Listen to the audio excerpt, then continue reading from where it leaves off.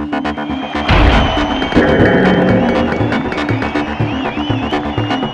Tamara Holder, and this is Sports Court. So do you want to watch a Broncos game at a bar outside of Colorado? Well, you'll have to find a watering hole willing to pay more than $2,000 for DirecTV's NFL Sunday ticket. And hotels in Vegas, they have to pay $120,000 a year to play NFL games. So now the Mucky Duck, a San Francisco pub, has filed suit against the NFL and DirecTV, alleging this is a conspiracy. So is this just capitalism at its finest? Or is the NFL getting greedy at the expense of small businesses? And, of course, the fans. Former prosecutor and legal analyst Tom Kenniff joins me now to weigh in. Welcome. Hey, Tamara. Thanks for having me. Thanks for being here. Right. So what do you think about this? Is the NFL and DirecTV putting fans and small businesses out of business? Probably. I mean, look, as a fan, one of millions of disenfranchised fans of professional sports who've been price gouged, who showed up at stadiums and paid $11 for a beer and $15 for a hot dog, I'm all for the Mucky Duck, and I'm all for this lawsuit. Looking at it from a legal standpoint, however, you know, DirecTV has some defenses here. I mean, look, these are what are their defenses? Well, these are copyrighted broadcasts, right? You know, there's a new book out by Harper Lee that's getting sensationalized, right? Right. One publishing company owns that book. One publishing company has the right to distribute it.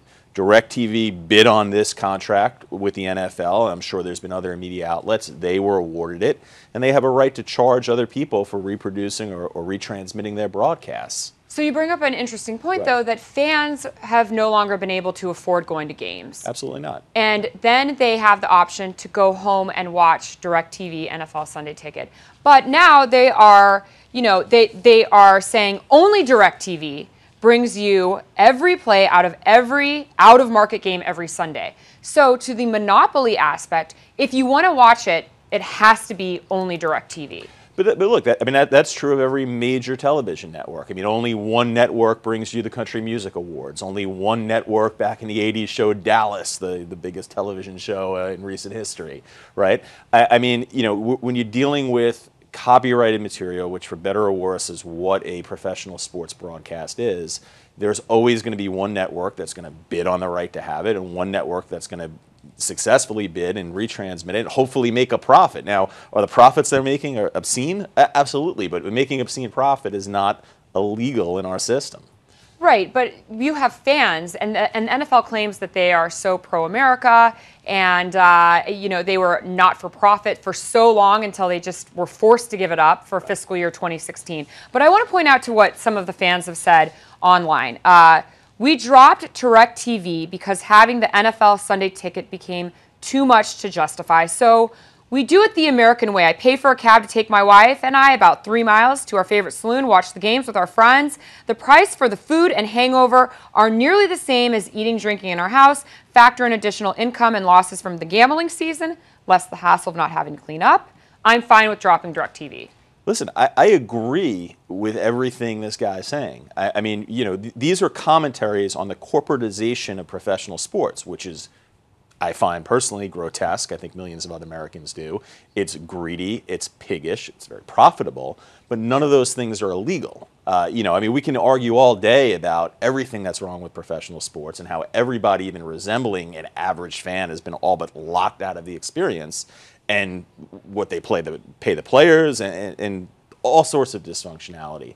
But again, the issue here is, does that amount to a monopoly? Is it a violation of the Sherman Antitrust Act? That's a much different burden. And the fact is that there have been these antitrust suits filed for years and years and years against the NFL. When they merged in 1966 with the AFL, they got the exemption that that wasn't a monopoly. So it seems that people continue to try to break up the NFL and their behaviors, and they're just not successful. Yeah, they're not successful. I mean, look, professional sports in and of themselves are monopolistic. You know, there's only one National Hockey League. There's only one major professional baseball league, NBL, right? MLB. Yes. Got it, MLB, got it. You know, there's only one NBA, right? I mean, there may be other pirate leagues out there, but we all know no one's going to go watch some low-level minor league baseball game when they have tickets to go see the Yankees. So, you know, it's a system that in and of itself seems exclusive. Exclusive, right. anti-capitalistic. But you know, the standards for trying to you can't break up the leagues, or that would be certainly very difficult to do. And you can't say that their product, when it's successful, that they can't contract it to one media outlet. Right. The NFL was $10 billion this year. They project $25 billion in the next 10 years. But you know what? I mean, if eventually, if the fans can vote with their feet, right? Like the individual you or their credit card, right? or not get DirecTV. He's not getting the DirecTV anymore, right? You know, eventually, if they price bars like the Mucky Duck out, so that in order to turn a profit, the Mucky Duck has to also charge $14 for a beer, like you charge it, like you pay at the stadium. You know, fans are probably going to stop going to the bar to have that experience. Eventually, DirecTV is going to have to lower their prices or give up their contract, and you know, that's some version of the invisible hand of the free market. But it's not pretty. Well, we'll see what happens. It seems like they're out of control with their prices, but the with fans decide, No, it's and the fans viewers. decide. And unfortunately, corporate America decides, and that's part of the problem. Well, we'll see what happens. And thank you so much for joining us. Thanks, Tamara. Thank you all for watching. Sports Court is adjourned.